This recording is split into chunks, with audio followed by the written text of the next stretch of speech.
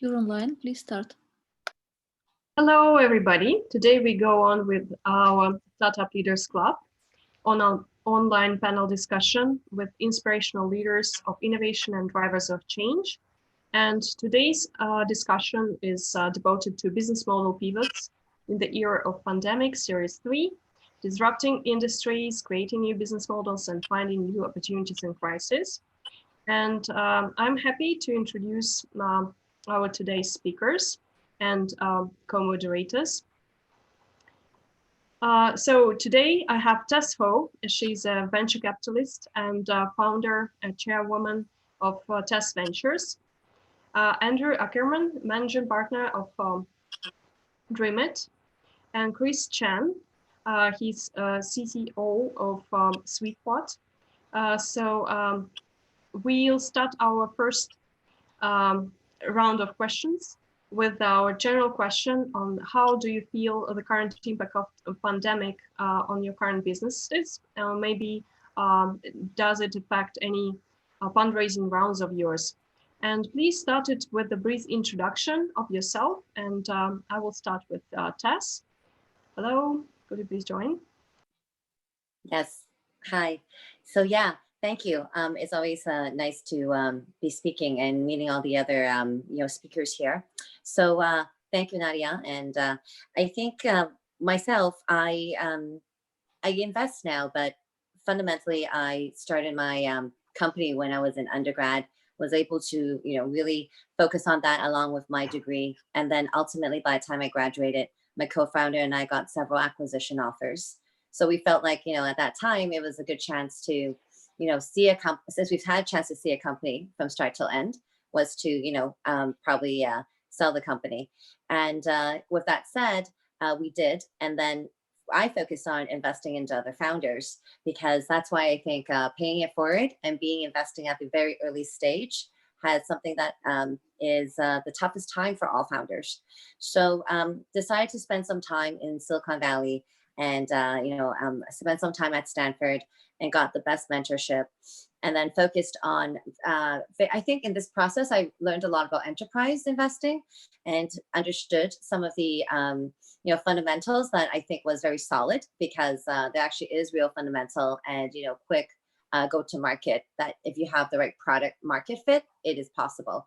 So I think also emerging market is something that I at Tess Venture and the team is interested in, because Southeast Asia, Latin America, and other emerging markets is now very relevant because of the leapfrog where they were able to advance into mobile. So I focus a lot also on investing into Southeast Asia because I saw what the boom was in China, and was able to kind of learn a lot from that, and hope to be able to add value and get into some of the startups really early and really be a critical part in it. So I'm generally a proactive investor, where I love to really invest more time and not just invest and then move on. So I think it's been good to be able to really zone in and pick some good teams, and also share this back to the ecosystem of other investors or strategic advisors who can actually add value. So I think many years ago I met La Token, and that was because I was learning a lot about frontier tech, fintech, blockchain, AI, VR. I'm fortunate, had several exits already when I invested in early stage. So I think that has allowed me to really see a few more investments through. So it was in VR, one in construction tech, and then one in biotech. So my current thesis is investing early stage. I'm sector agnostic. And in the early stage, it is about the founder and the founding team. So that's my biggest requirement, and the diligence is obviously extensive. Trying to come up with a good set that relates to how to evaluate a great team, how to help complement them, how to add value to them. So looking forward to sharing more on this panel in this session. Thank you. Thank you very much, Tess. And Andrew, would you please also share how is it going with you? You're also our recurrent participant at the Startup Leaders Club. Please join us. Sure. Happy to jump in. It's one of these open-ended questions, so I'm going to try to be relatively concise. So I run Dream. It's urban tech program. So let me just break it down. Dream. It's a venture fund. We invest primarily in the either Series A round or the seed extension. So anything from like 2 to 4 million or $4 to $8 million rounds are usually where we play. We have three industries or three verticals that we look at. One is health tech. So that's software, maybe some med devices, some diagnostics, but not pharmaceuticals or life science. We also invest in secure tech, which is both hardcore cybersecurity and things like physical security or anti-fraud type startups. And then lastly, we do urban tech, which is what I do. And that's a mix of prop tech or real estate tech. I use those synonymously, and construction tech. We are a very active investor. We were originally one of the first three accelerator programs in the world after Techstars and Y Combinator. Everything that people think of when they think of an accelerator program, like sit your butt in a room for 3 months, it's about 7,500 square feet, 10 tables, teams of 3 or 4 founders all trying to get like their first couple of customers. Like that model was very much pioneered by us and Techstars. Just to be clear, we don't do that anymore. We invest in later stage companies relative to that. But as a legacy of that, we're very involved. We still have a program where we will work with a startup, introduce them to investors, introduce them to other startups, all as our way of deciding whether we want to invest in their next round. So we are super involved even before we make a formal investment, and we're super involved after, right?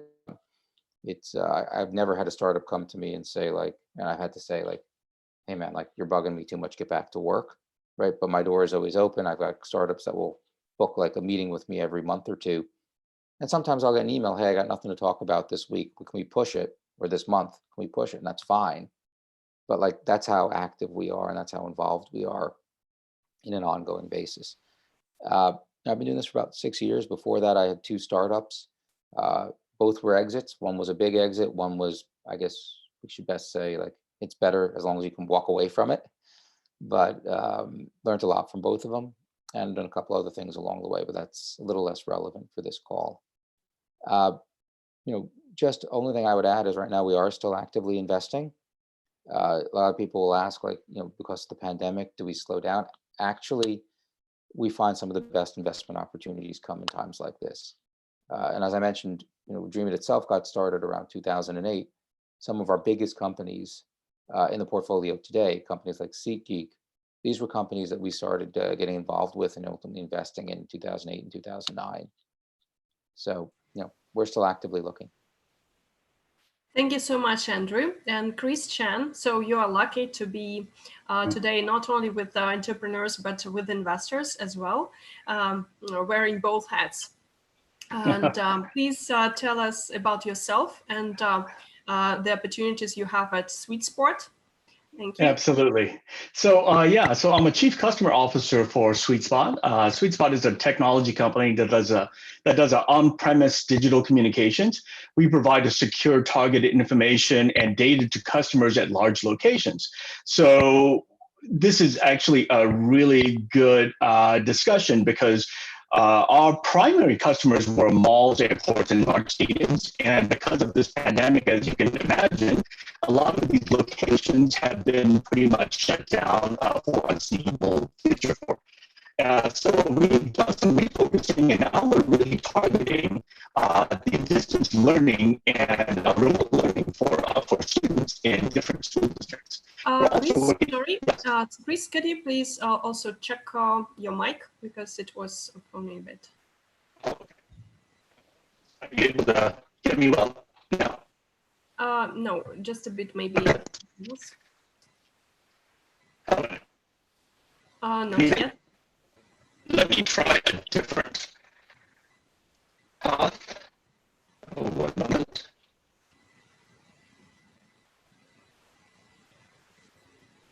Okay, are you able to hear me now?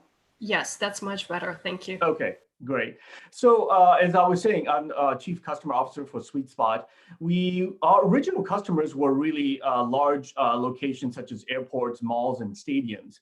But in the time of pandemic, a lot of things have basically shut down, and a lot of the customers have basically gone away in these particular locations. So we've done a refocusing on helping the school districts and healthcare companies. So with the school districts, what we're really doing is helping with the remote learning and distance learning to provide the myriad of school lessons and helping the kids get the learning and the lessons online to help them better have that overall experience on it.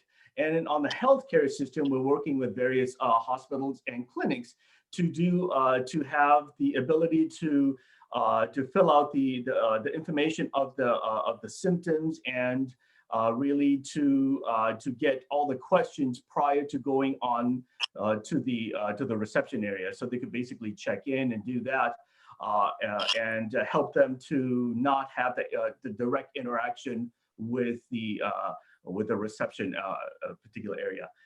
My background really, I've been in both the Fortune 100 companies such as American Express and Visa, but also a chief operating officer of a couple of startups as well. So that's really my background. Thank you very much, Chris. So take into account that you've also been through various crises with your startups and previous entrepreneurial initiatives. Would you name something or maybe observe something on what is different with the current situation? Yeah, so I mean, as I was saying earlier, one of the things that really changed in our business was, we were having a very our customer base is really to provide information and data to the malls and the airports, with security in the airports and the stadiums to get targeted information to the customers. So whether how the lines are doing in certain concession stands at stadiums or certain ways of getting the airport security through. And even in malls to get targeted information of where the sales are and everything else. But in this particular pandemic times, a lot of these locations have really dried up. So we had to look to see what else we can do with our technology to provide in this particular time to help these particular individuals who are a little bit more in need. And one of the things that's biggest impact is that having served on a foundation at the school here in the Bay Area is that, the local schools have not really developed a very good process for distance learning and remote learning.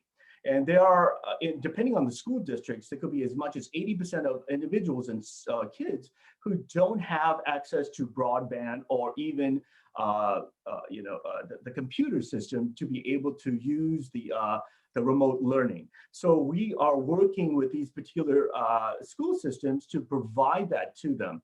That's on the student side. But on the school side of it, what we're also learning is that a lot of the teachers and the learning management systems are really catered to providing just basic information, the information such as the grades, the type of lessons, but not really lessons online. And to provide lessons online, you really need broadband because you're going to have some videos and you can have some interactions, which we are helping to provide that broadband connectivity to a remote learning component.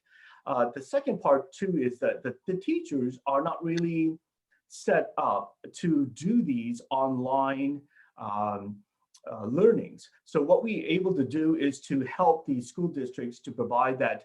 How do we help with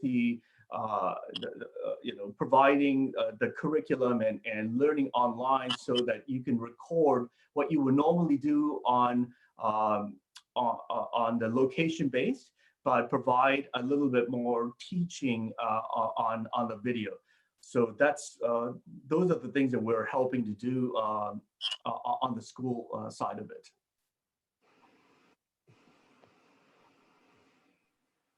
I'm Thank you so happy much. to piggyback on that a little bit. It's interesting, Chris, that you're going into ed tech.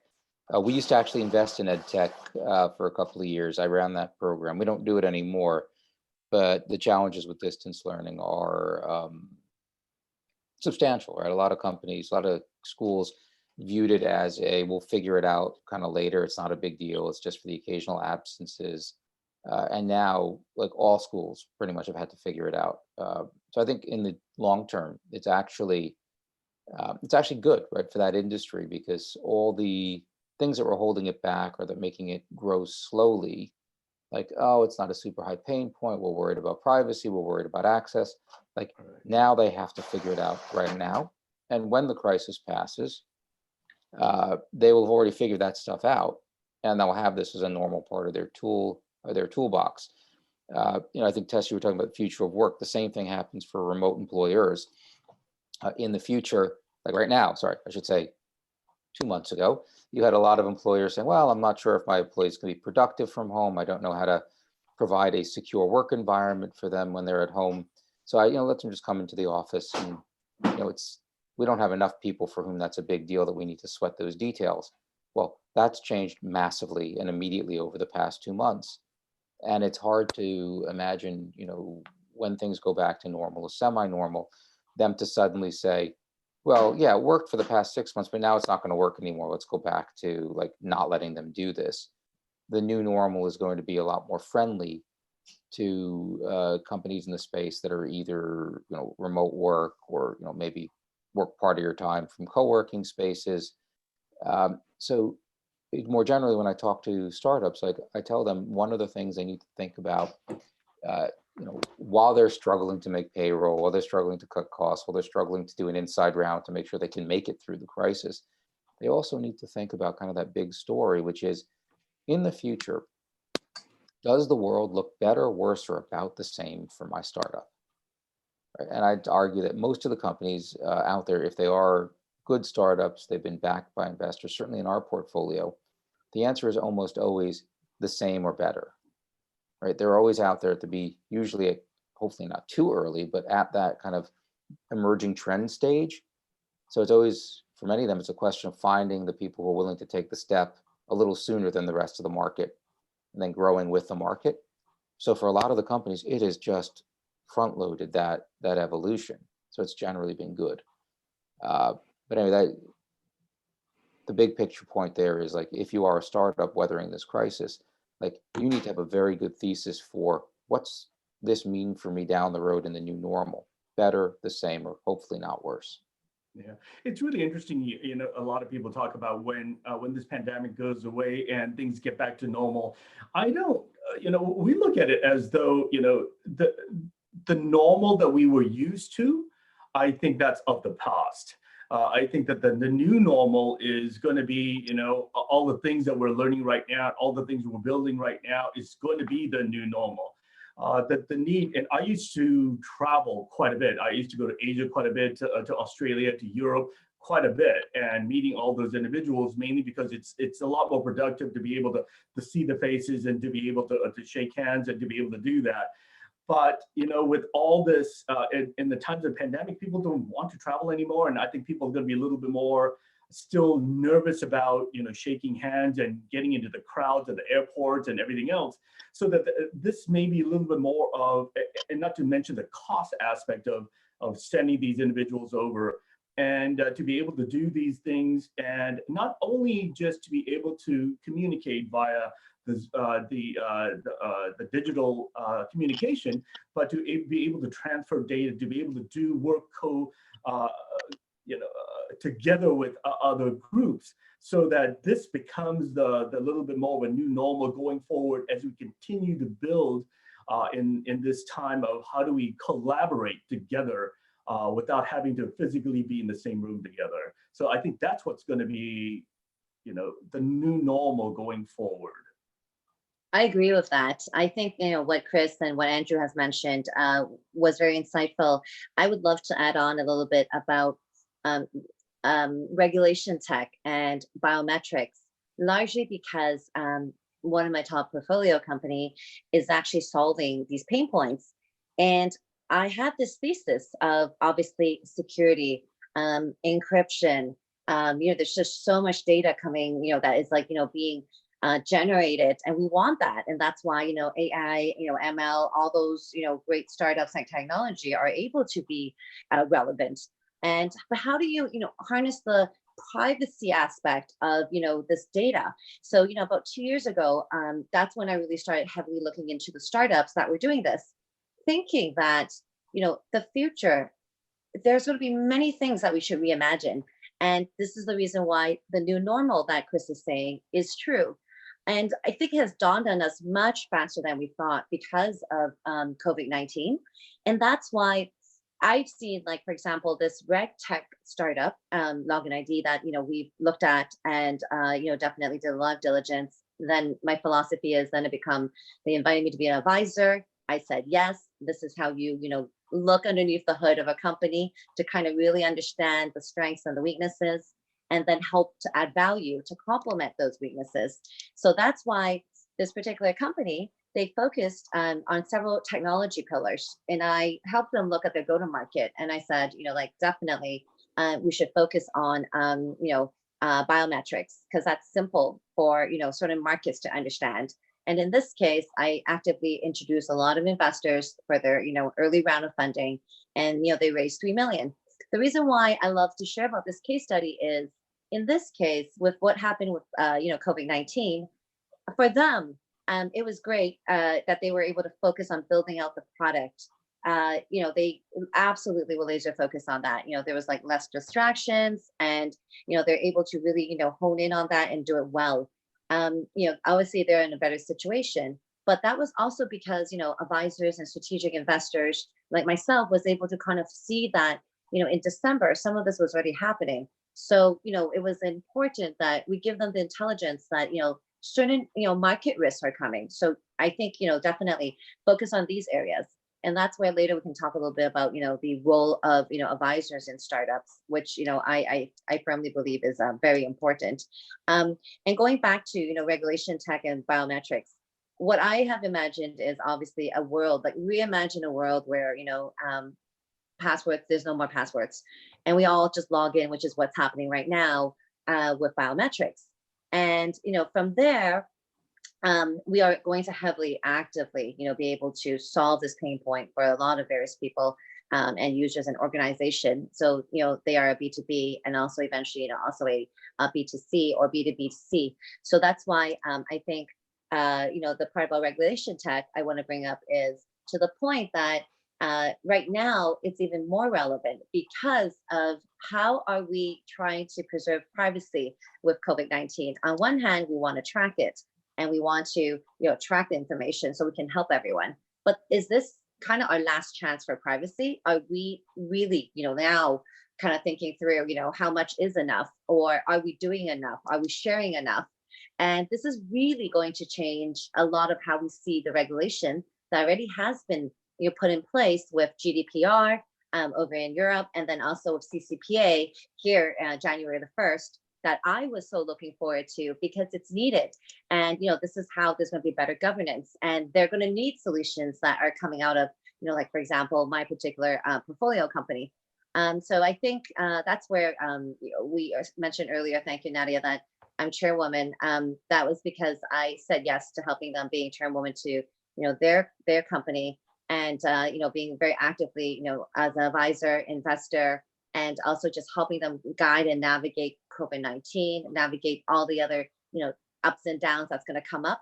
And it excites me because I think if startups are able to use this COVID-19 time to really look to their investors and tap and ask them for more help, although they're probably overwhelmed with many portfolio companies, then also look for, more advisors that can help in this period, because everyone is no longer flying around to different cities, different meetings. Everyone is kind of grounded at home and globally. So I think this is a good opportunity for startups to do this. And, happy to, share more insights with any, entrepreneur who wants to kind of help navigate that process too. It's really interesting, Tessie, you mentioned about biometrics. I was working at biometrics quite some time ago, and with Visa and various types of security. These are not necessarily new. It's just we've just kind of pushing it a lot more in an accelerated way just because of the need that's happening right now. You know, we knew a lot of these things need to come about. We knew a lot of not only the biometrics, but you know, various ways of doing things remotely and everything else. But that was never there was never a huge focus on this until now. Now, when there's you know, there is with this pandemic and nobody's meeting together anymore, so this kind of accelerated this need and push the companies to really refocus onto this and trying to push this out as quickly as possible. And this is where, you know, a lot of the startups, we're looking for partnerships and funding and everything else to try and refocus on that. Prior, you know, we had 3, 4, 5 different things trying to go at the same time, but now we are really refocused on some of the things that that's in need right now. Hey, Chris, that actually brings up a really interesting point, right? So it's kind of interesting. So the startups you know, that we talk to in our portfolio and in general, generally speaking, they're not looking to make massive pivots, right? And I tell them in general, that's not a great idea. But by the time you develop something, you know, de novo, this transition period will be over. We'll be in a new normal, right? You know, and if you've done that other exercise and like, you know, what that new normal is likely to be is still good or, you know, or better than it was before, like, you know, don't throw everything out to chase something that you'll be too late for. But what tends to happen are some variations of, hey, we could have always done this. In fact, we do this, but it's not one of our top 5 selling points, so we don't stress it. But now all of a sudden it is, and I'll give you an example of that. Or it's like, hey, we do almost all of this. We were going to build this other thing, you know, 6 months from now, but because it's directly relevant to COVID-19, we've pulled it way up, and now we've rolled it out. So I can actually give a secure tech example if we want to stay on that theme. There's a company of ours, it's called Cognition, spelled with a K, cognition.ai. And what they do is they will integrate image recognition on IP connected cameras with other access control technologies, whether it's a key card that you're swiping or a keypad where you're entering your code. And their primary value prop prior to the pandemic was, hey, you've got people who are coming in, maybe somebody stole the key card, now they're accessing the narcotics room at a hospital.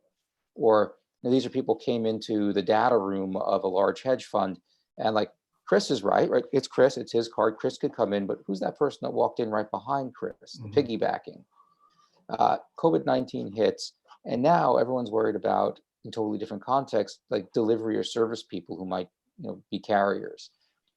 So it's turned out that like they could technically from day one have connected with a thermal camera instead of just a regular visual camera, like a FLIR camera.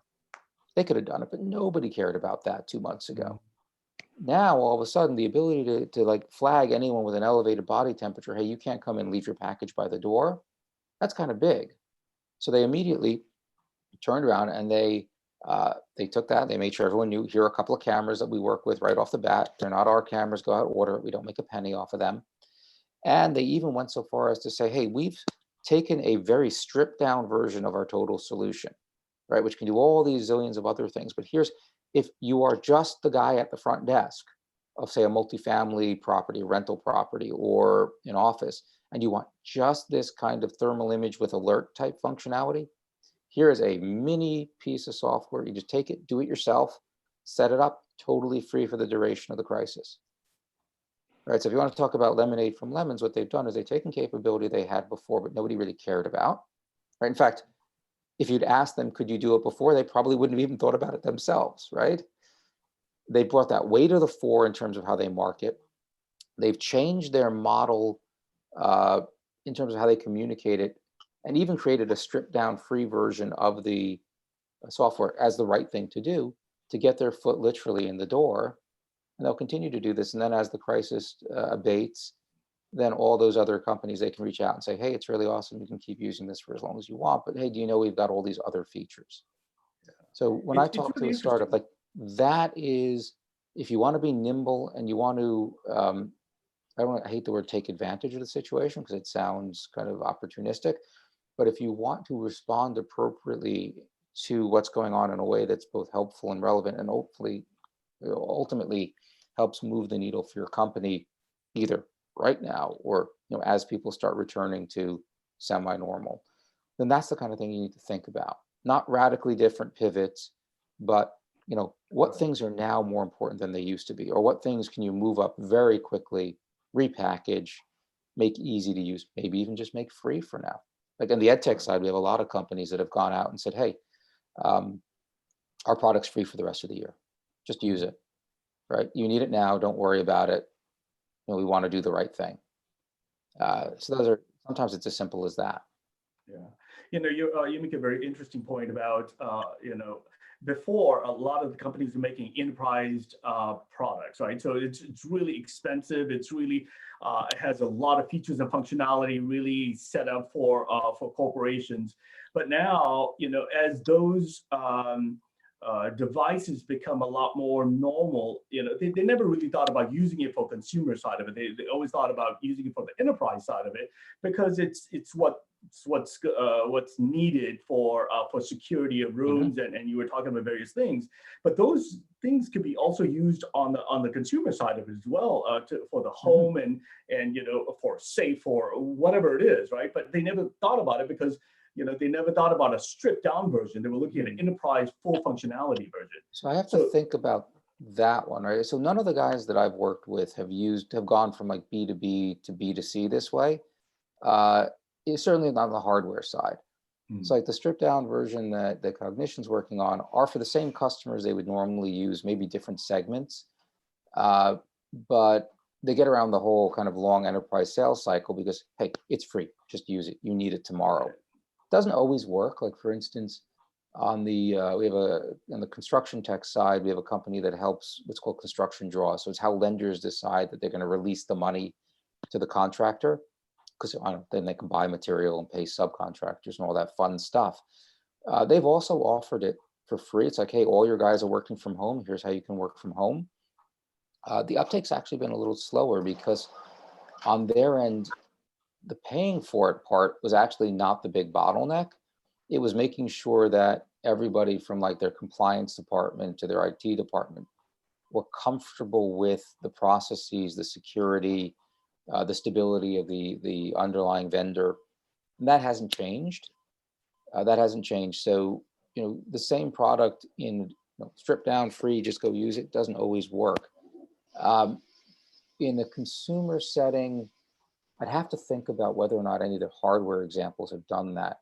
I know some of the software only ones, and in edtech in particular, there's a company called Pen Pal Schools, which it helps the teachers connect their students with other students around the world. And it's a great way to do project-based learning, right? You want to write about the pyramids? Talk to a kid in Egypt, right? In Cairo, who lives in the shadow of the pyramids. And, he can do a report on, living by World Trade Center, or Freedom Tower. And that was very much focused on teachers and schools and ultimately districts. For the duration of the crisis, there's a version of it he's rolled out that's direct to the parents of students who are now at home. But I can't think of an example where they've done that with hardware. Yeah. But I'll keep thinking about it. It's interesting. Yeah, and I'm just wondering, and as I was stating that, maybe they haven't thought about it because it hasn't really been the focus. And having this pandemic here shifts people's focuses and makes us look at things in a different way, right? Some of the things that we really did not need because we were able to go anywhere or we were able to do anything freely. But when you are trapped in your home and you're not able to travel as much, or you're not able to go places to do just simple things, maybe those are the things that kind of incentivizes companies to say, hey, maybe here's a better way to do things that only enterprise or corporations are only able to do. Maybe we can help the consumers able to do in a cheap, low-cost way, that doesn't have all the features and functionality that an enterprise would need. But this is something that maybe we'll start to think that way. Not necessarily right now, but maybe even in the future. I think that's absolutely on the right track. Going back to the RegTech company, that's exactly the go-to-market strategy that we have come up with.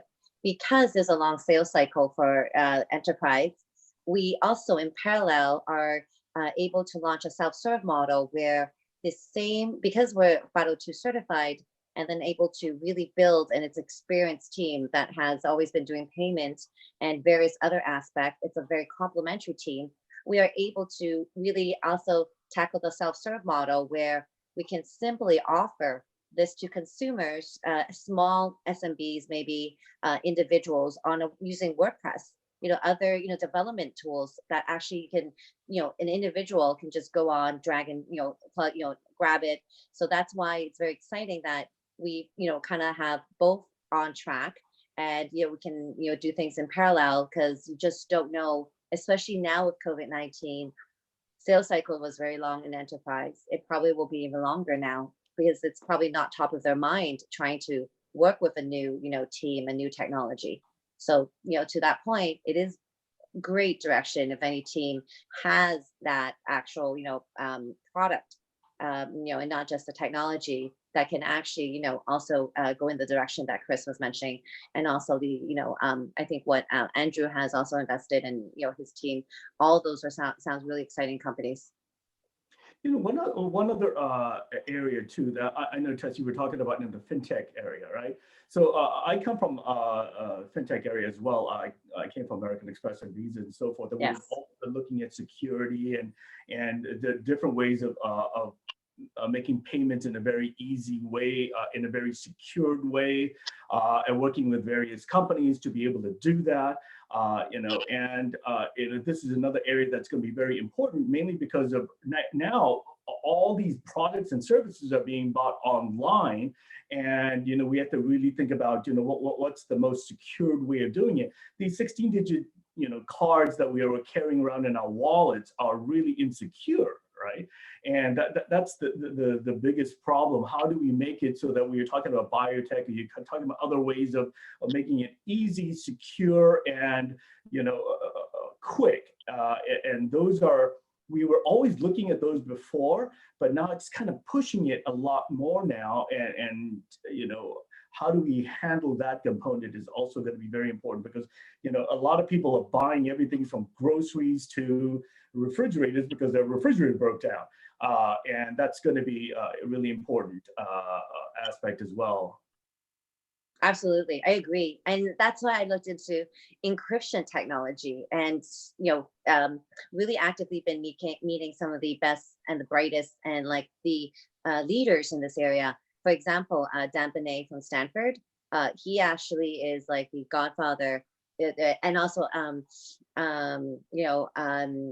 we also have Iwalu, Professor Menenzi. He also, together, both of them are just as innovators in this area that have come up and looked at various technology, and also have been advising various frontier tech to think about this. So that's why I looked into this a lot, and this is encryption technology is going to be very important. Some of the startups have founders have probably kept it very academic, because I've seen many startups and I've tried to help them, and they are probably more cool technology. However, being an investor and a founder that wants to succeed, you actually do have to have a product and not just have tech and be able to go to market. So that has been a little bit challenging when I saw, and looked into a lot of the encryption technology. So you really got to meet, the right, combination. So to be able to, evolve that. So that's to your point, Chris. I think, we have to figure out, safe ways, and that's why blockchain technology was very relevant, because encryption was so heavy in that, and it's needed. But the ecosystem, a combination of many things have to work. So I am a firm believer in blockchain, and that's why I hope to help find these teams, whether they're global, or just help bridge this together and be able to help move the needle a little bit in this area. Yeah, it's not something that that's easy to do, because we've been doing it in various companies for quite some time, trying to look at various ways of improving and building and so forth. But that's large companies, Apple Pay, Google Pay, all these different companies have been looking at that for quite some time, and finding a difficult time. Yeah, exactly.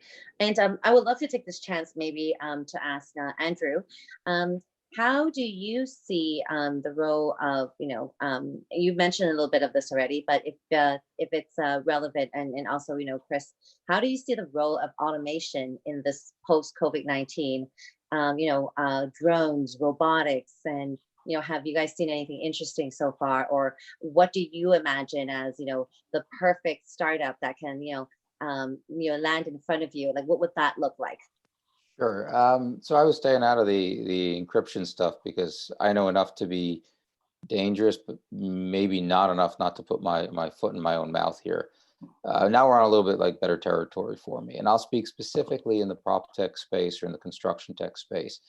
The stuff that's really hitting right now falls into a couple of categories, one of which is what you just asked about. So anything that's COVID mitigation is top of mind.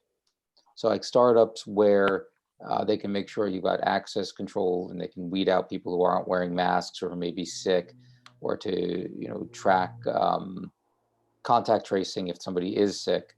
Like those are the kind of things that people are looking at right now, and that's across the board from construction to real estate, you name it, and beyond, I'm sure.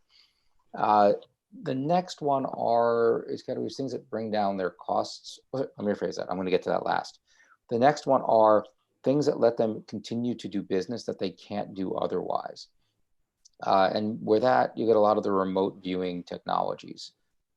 So for instance, there's one that kind of overlaps both robotics and remote viewing, is a company called Virtual Apt. It's a portfolio company, so I know them well. I'm not just talking my book. They make a small robot, kind of R2D2 size, maybe a little taller, that will roll through a property, take the 360-degree video that a property manager can use or a landlord can use to sell their property, right? And in an era now where it's extremely hard for a tenant to go in and look at spaces, like this is at the very least their first pass, right? You can see that it's a good space. I like it. You can walk around. I could stop, look at the crown molding, halfway down the hallway. It's really that cool. It's almost like being there.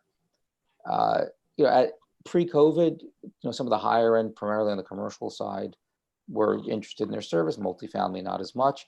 Now that COVID's hit, multifamily is like, hey, we need this. Right? There's no other way we can show property.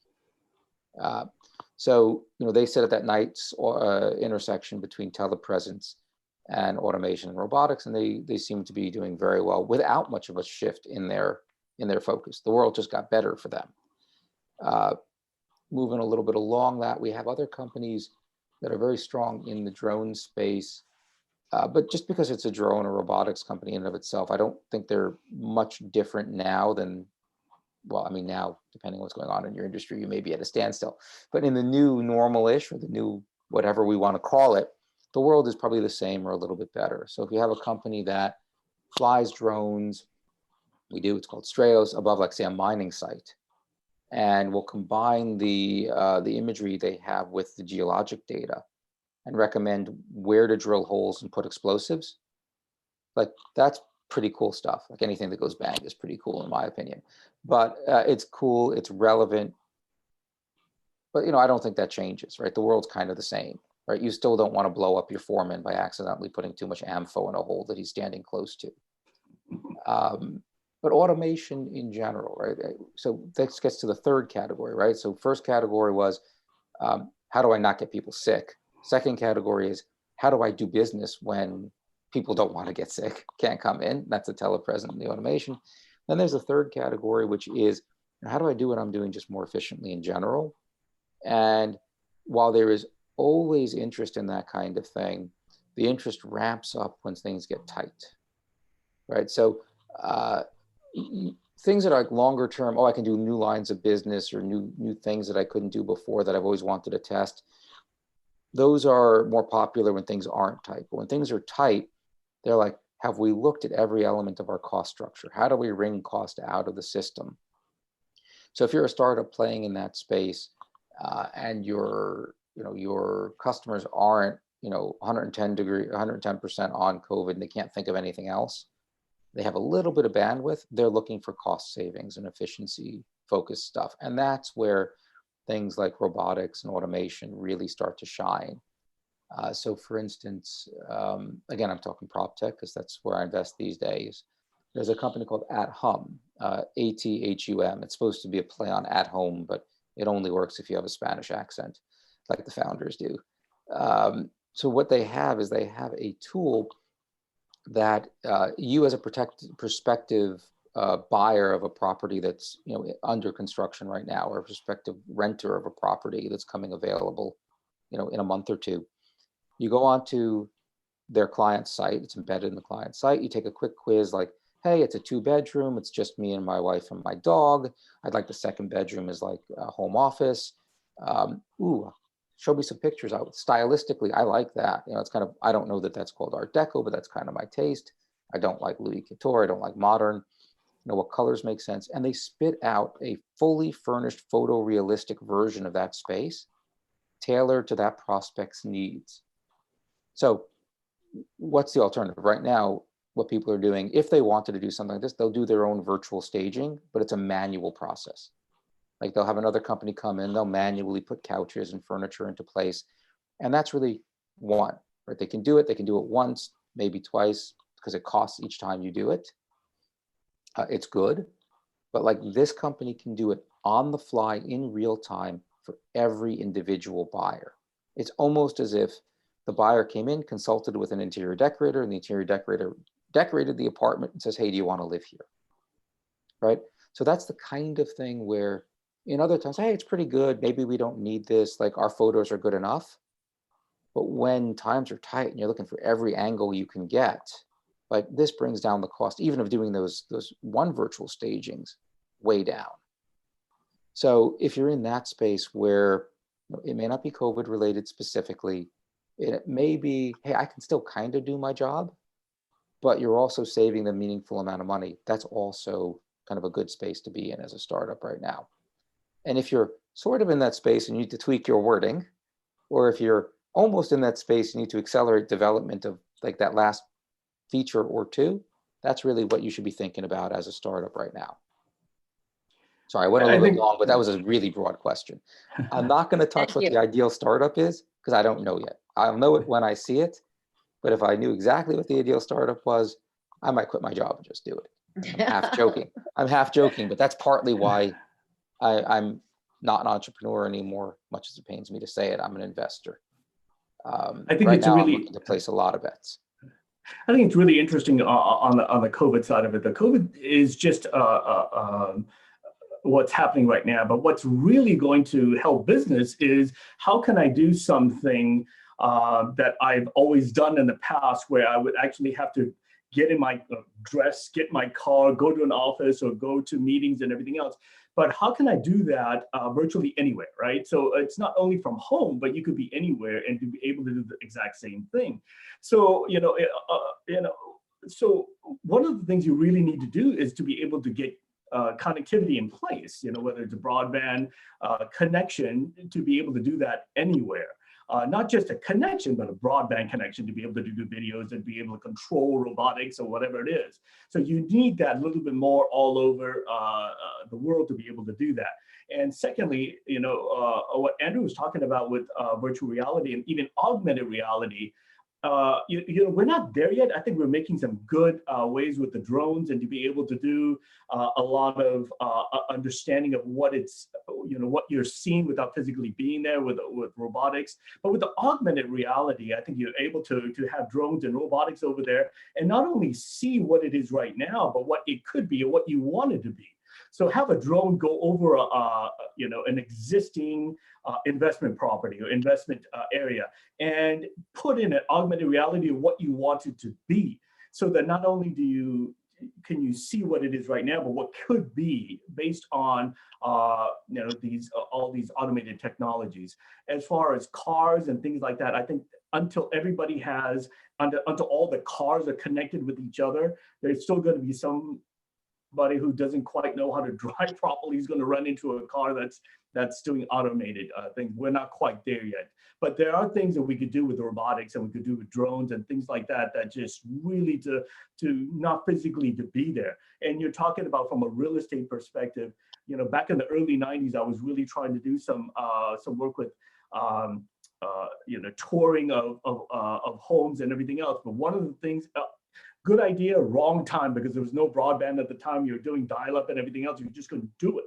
But now everybody does it, right? So, you know, it's not only the technology, but the timing is also important. And what can we provide that's actually going to fit that need, you know, going forward? Hey, Chris, you just reminded me of one of my favorite lines, and I wish I could, years ago I heard this, I can't remember who said it, but he said, so Chris, you know what the difference is between being too early and wrong? No. Not a damn thing. Right? No VC got love from their investors because the investment didn't work because they were too early as opposed to being wrong. Right. So that's a great point. I won't say push back, but I'm going to add a little nuance to one of the points that you've made, right? So, you know, drones are hot now. You know, blockchain was hot a year ago. Like people were dropping like machine learning and you know, natural language processing, like fairy dust, like on a crappy startup. They just put that fairy dust on it and they think that investors would get interested. And I've always been kind of a minimalist view of this, right? Do you really need that? Is it really there? Scratch the surface. Is it really machine learning or is it a fancy database? So some of the things out there, like especially the ones that you mentioned about like envisioning a certain property turned into a different use, you don't actually need the drones for, right? So the real question is like, if you're delivering a value prop like this, you also want to think about, is that your minimum viable path to it, right? So there are a lot of buildings out there that, you know, you've already got images of them, right? And depending on the detail you need, you just source, you know, these open source images and you can maybe get a point cloud from it that's good enough for whatever use you want.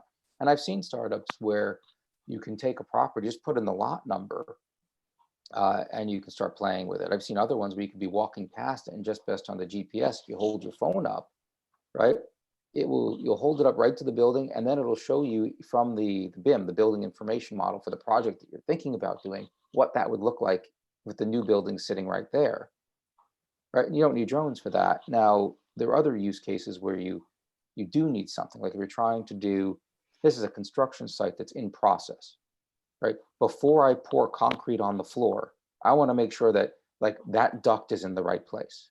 Because once I pour concrete, moving that's going to cost me $200,000. If I catch it now, I could beat up my subcontractor and he can fix it tomorrow and it won't cost me anything, right?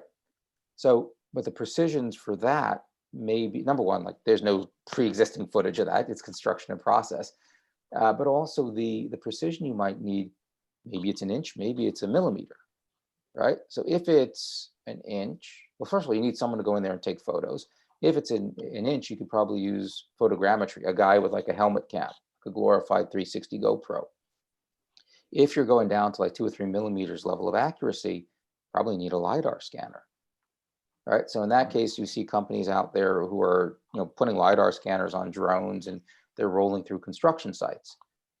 I still haven't figured out how those drones can operate the elevator because these are buildings with 20 stories. But then you also have competitors who are like, hey, screw the drones, we'll send somebody and walk through it. And even if we pay this guy $10 an hour to walk through with a LiDAR scanner, put it down, step out of the way, press a button, do that for 10 stories, it's still cheaper than trying to figure out how to do it on a drone, whether it's wheeled or flying. So, you know, I do get pitched on a lot of startups about drones. Before that, a lot of startups about blockchain and, you know, a lot of startups that use like machine learning and natural language processing. But I always kind of, when I see that, I always kind of push back a little bit and I ask myself and I ask them explicitly, okay, given what you're trying to do, is that necessary? Like if you didn't have the drone, how would you hack this? Great startups, yeah, they thought it through. It makes sense. It can't be done any other way. In fact, if you could not do what you're doing without drones, then that's a good answer for one of my key questions, which is why now?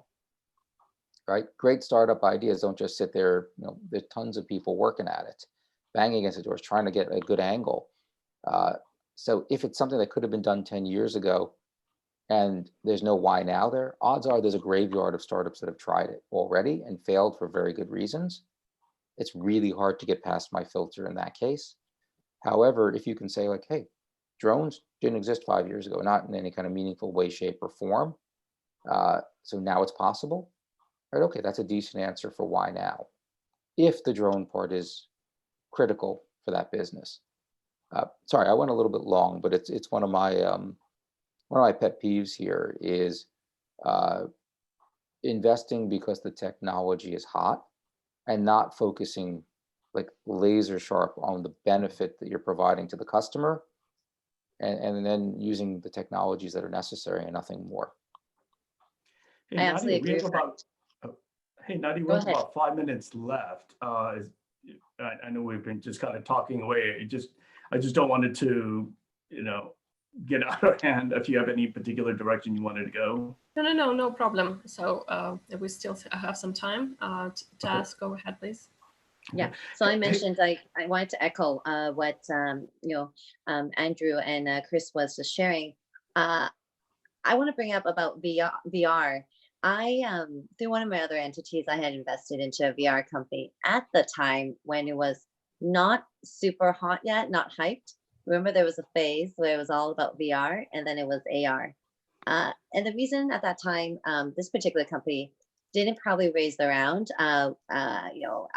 We had actually tried to help introduce them to large institutional investors, a lot of the Sand Hill Road firms, but they kind of saw that it was too early. They tried on the headset. The VC partners felt they were very dizzy. They couldn't really understand and see the future. At that time, though, we really believed that the founders were so experienced. They understand truly how to get users, how to get revenue, and it's technology that will be relevant.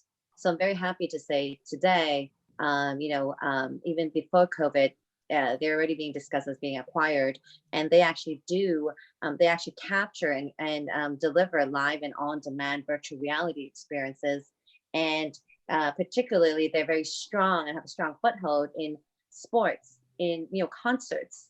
So just think about what COVID-19 has done to eliminate that, crowd sharing experiences, that, the new normal. Will we all truly be able to just go back to, gatherings of such massive sizes of concerts and sports arena? That's why this particular company, probably was not as seen as a top priority, but recently it really has, because the world has changed and there is a new normal. So that's why I'm so excited with that. And then also construction tech. This particular company also got acquired last year. I was also invested through one of my other entities. And it's solving your traditional problems that, because construction tech is, in trillions of dollars, this market size. So essentially what they do is using software to solve a lot of the construction pains. And largely what they focus on is digital blueprint, which prior to what they were doing, it was so painful for any real-time update for all the parties involved to actually coordinate, synchronize. So it was so impressive. And also, I was able to invest early, and, so that was very exciting and help add value along the way. So it's just, super rewarding. It's, you help the founders out at such an early stage and see that the exit and the end result is here. So You've been very you've been very coy about what the startup's name is. Do you want to share that? I can do that offline. Okay, send it to me on the chat. I'm curious. Yes. Okay. Yeah, go ahead, Nadya. Thank you, everybody. So, and our final round of questions is that maybe keyword or key message for our audiences to focus on during the current pandemic and the turbulent times. So if you could summarize it in one phrase, a word, that would be helpful. So I can't get it in one word, but I will say in one phrase, like if you're a startup, that's what I'm talking to, it's not about changing everything you do. It's about figuring out what you already can do or can almost do that's most relevant to your customers right now.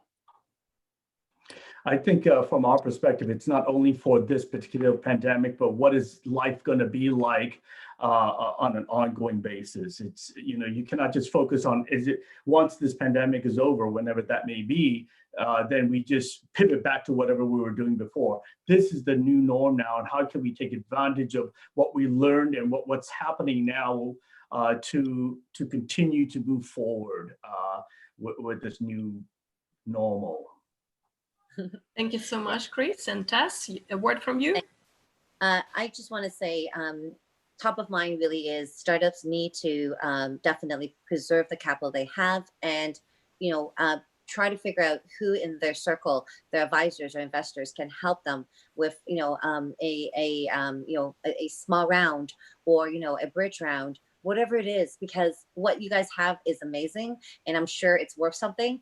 The market is a risk right now, the cycle. So you just don't want to be burned out of, no more burn rate available. So try your best to, really figure that out, buy yourself some time, and then, look for the opportunity. So I really believe, that's really something that has to be focused on.